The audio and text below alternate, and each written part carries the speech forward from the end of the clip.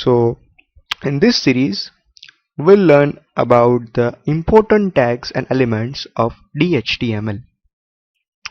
This tutorial is about string handling in DHTML.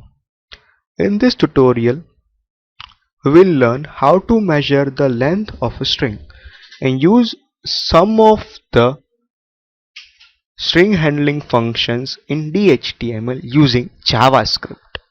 So let's get started. First, we start with document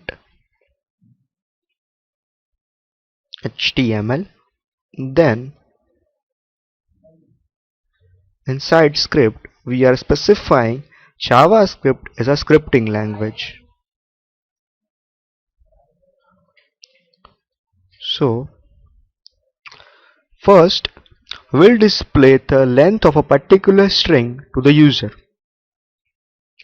So first of all we are defining a variable called x. Value of x is a string which is DHTML.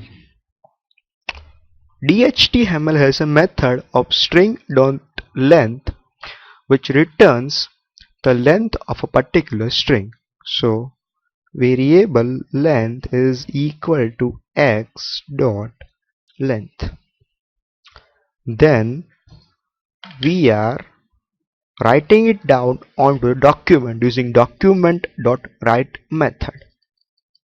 The length of the string is, then we are using concatenation operator and concatenating the length of the string.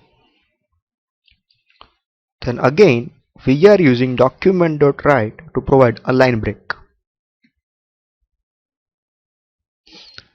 Our next method is character@. method. It returns a character at a particular position. This method is zero based method. So variable ch is equal to x dot character at 0.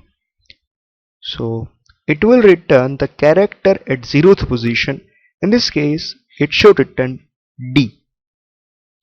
So we are writing the output using document.write character at 0th position is concatenating it ch. Then document.write and then providing a line break. Next method is index of method. This method is also zero based method. This method returns an integer specifying the position of a particular character, where pos is equal to x dot index of. Here we are getting the index of L. As it is zero based method, it should return 4 not 5 as the position of L.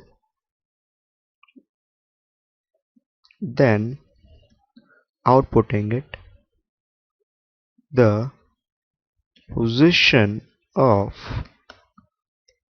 L is concatenating it pos. Then we are ending JavaScript tag and head.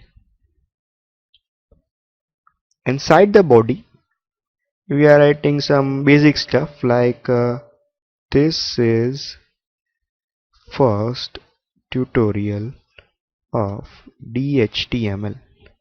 Then closing all the tags.